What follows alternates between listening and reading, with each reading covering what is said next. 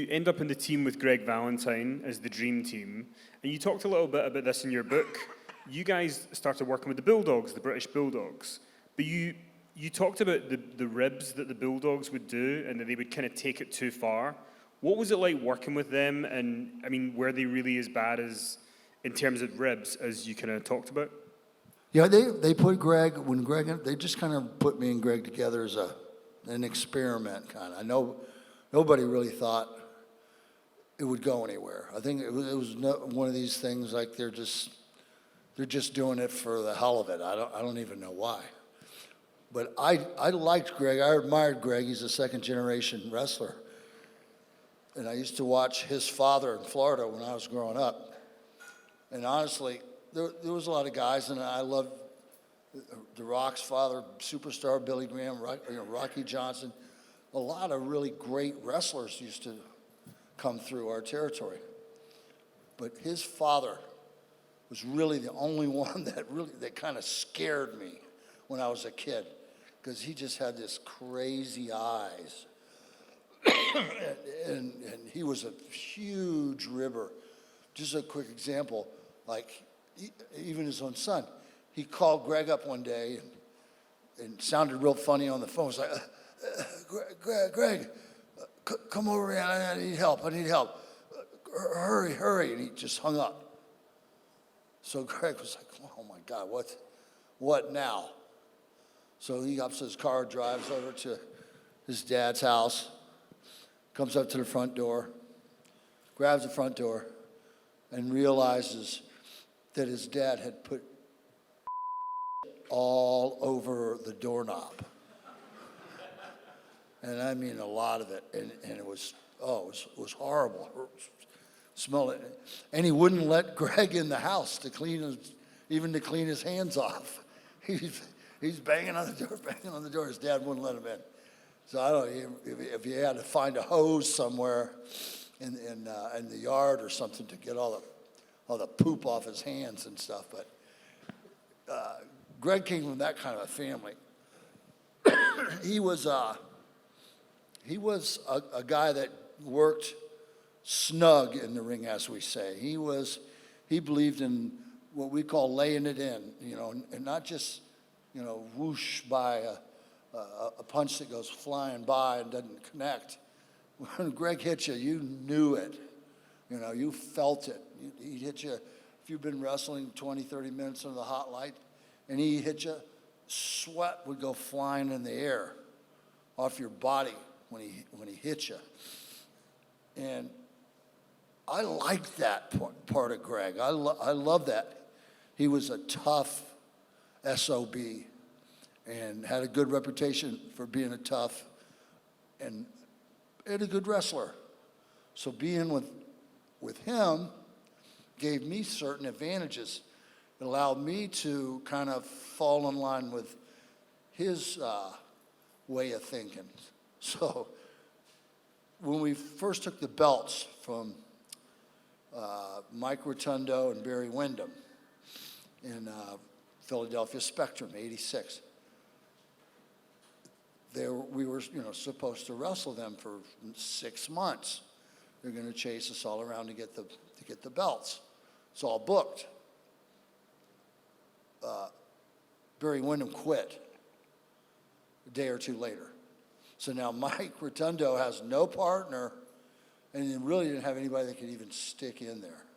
They tried putting Danny Spivey, who is a good friend of mine, a longtime friend, and is a great guy.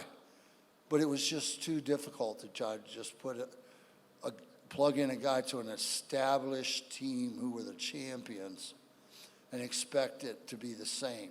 It just didn't work. And the Bulldogs had recently come in to the territory, and Dynamite Kid wrestled in Japan a lot. He wrestled a lot the Japanese style, really fast and did a lot of dives over the top rope and this and that and everything. And Davey Boy was all built, a heavy weightlifter, strong. He'd just pick guys up and press them over his head and stuff, and boom and everything.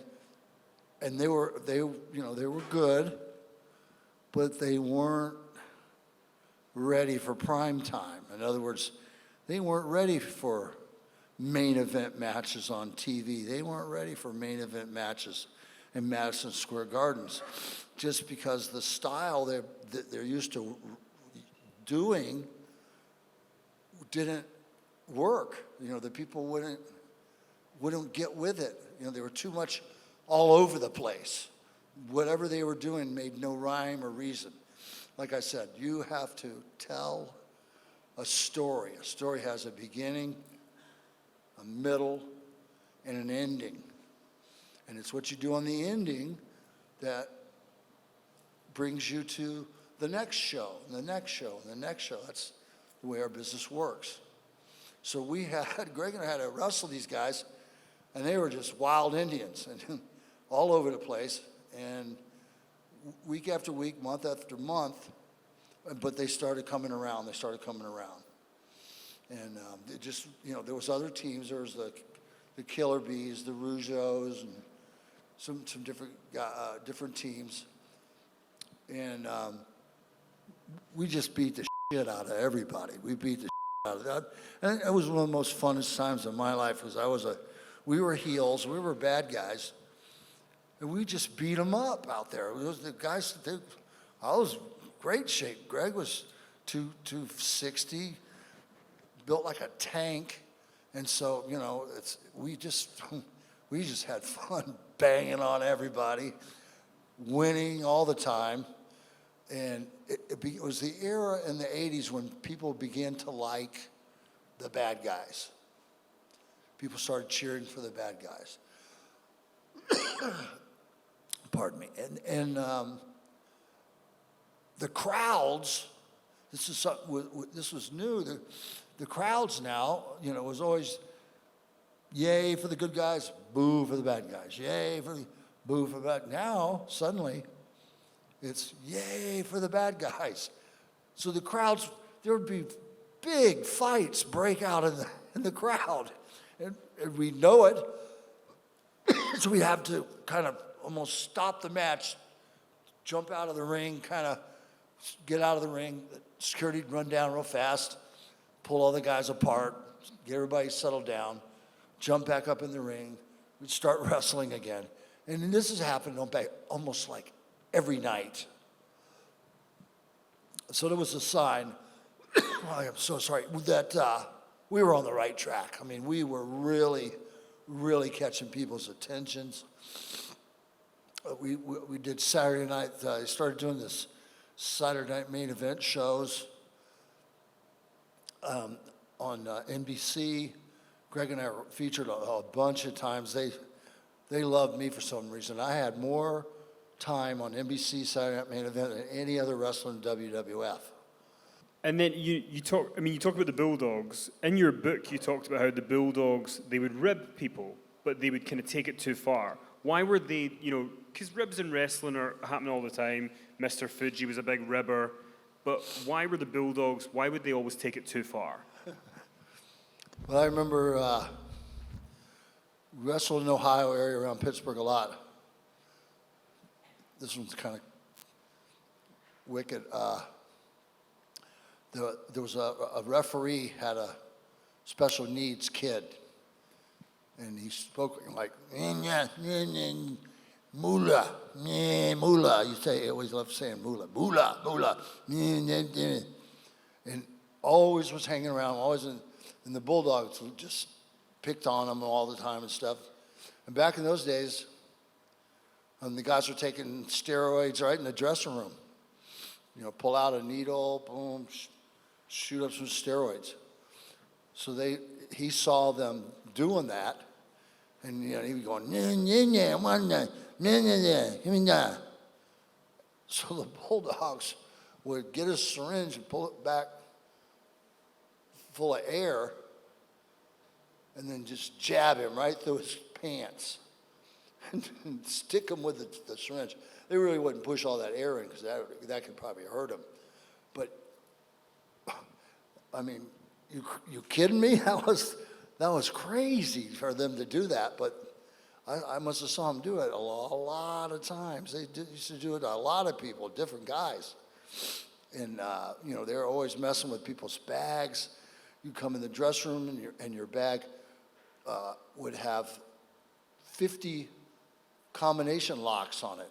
They'd go in we wrestled in the schools and different places where they had locker rooms. They'd go into the coach's desk and get a master key and then open 20 locks off lockers and put them all on your bag. So your bag would have 30 locks on it, weighed 25 pounds. And, or they would cut your shoelaces all out of your shoes, or cut one of the legs off your pants when it's like 10 below zero outside. You know, at the end of the night, now you got to leave, and your only pair of pants you got is one leg's missing from it. And they just loved ribbing some of the guys. Certain guys would get upset and crazy and go wild, and so they that's the ones they would go back to over and over and over again. And you were around when the famous Rougeaus and Bulldogs thing happened, Jacques Rougeau and the Bulldogs, and that had built over time. What do you remember about that happening and how it built up? Yeah, they loved ribbing the Rougeaus a lot. Rougeaus didn't like wrestling with them. They were both, you know, the Bulldogs were both tough and hard as nails, and the Rougeaus were a little bit softer and mushy, and they just beat on them like tom-toms, and they didn't like it. But there wasn't really much you could do about it. I mean, the guy, you go and complain to the bosses about it, then you look really bad to everybody else, because everybody's always watching. And ribs are just something that our business has always done. So if you couldn't take a little ribbon, get out, you know, take a walk, go home, you know, because you need to be tough, you need to be rough, and you need to be able to handle yourself. And you can't get so upset that you want to quit over some joking around and fun stuff like that. You know, what's funny is I just found out from a guy that did the big thing on Dynamite before he died, big documentary. And he said that Dynamite really hated me. And it was something that shocked me, because I was like, we worked together so many times. There was a lot of opportunities there that he could have taken to probably hurt me or something.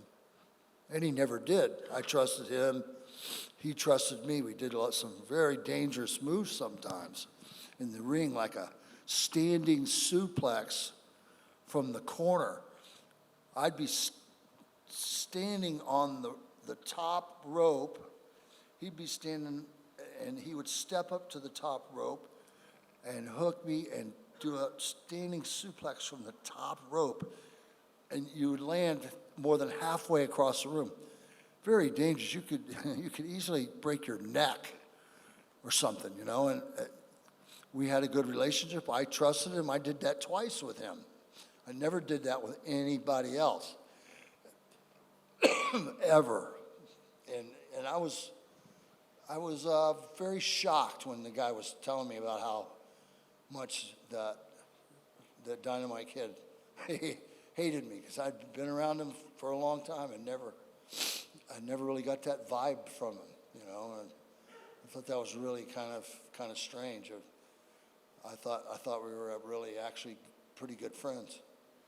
And what do you remember about when Jacques Rougeau finally got his revenge on Dynamite Kid? I remember being in the lunchroom, and there wasn't a whole lot of guys there. The crowd was in the lunchroom was thinning out, and Jacques was waiting for him. And I guess as he opened the door to walk out, Jacques had some like brass knucks or something. I don't know if he had a roll of quarters or whatever. And man, he just laid into Dynamite Kid and just knocked like his front teeth right out of his head. It was just mangled in his mouth and blood pouring out. And everybody was pretty shocked by it, and you know, they were pretty mad in the office about it. I'm sorry. I think they gave him a little suspension time for that, but nothing really ever happened. And then, you know, because the Bulldogs were, and their ribs were brutal. They were relentless, especially when it came to the Rougeau brothers. Was there almost like an idea backstage of, good, somebody's got Dynamite back, like finally there's a bit of revenge for what he does to everybody else? A lot of guys felt that way. You know, there wasn't a lot of sympathy for him. You know, people were saying, hey, you know what? You can't take advantage of the weaker people for only so long before somebody stands up for themselves or will do something back. So everybody felt pretty much that he had it coming. So nobody really, you know, he didn't get any sympathy from anybody. Everybody thought it was actually pretty funny, really, that Jock got his revenge on Dynamite, because he messed up his mouth big time, his teeth were horrible. And after you guys dropped the belts to the Bulldogs, you also work with the Islanders, with Haku. He's got a pretty famous reputation, Haku, for bar fights and lots of things. Have you got any good Haku stories that you can share? If there was MMA fighting back then, my opinion would be that Haku could have beat anybody in the world. I don't care. The guy was unbelievably strong and unbelievably talented. He trained in Japan with the sumos, spoke fluent Japanese, and he was just an amazing power. And we became friends, and you know, a lot of the Samoans, Afa and Sika, and the different ones, and then their kids that were coming up, Tonga Kid and everybody. I was real close with all those guys. And we were in Baltimore one night, and we always stayed by the airport, kind of right on the grounds of the airport. There's 5 or 6 hotels, and there's one in particular that was right next to the airport. And I'm trying to remember the name of it. It's like called the Zoo or something like that. And it had a pretty wild bar. A lot of their reputation was for, there was lots of fights and stuff and things going on in there. So the office kind of told us all to stay away from there because there was trouble. But, you know, we had to go. And I was there with Haku. And we're just like at a stand-up like table, but we're just standing up. It's pretty high up, and we're having some drinks. And some guys, some rednecks or something started coming up and giving me. And, you know, I'm like, yeah, you know, get out of here. Buzz off, leave us alone, you know, take a walk.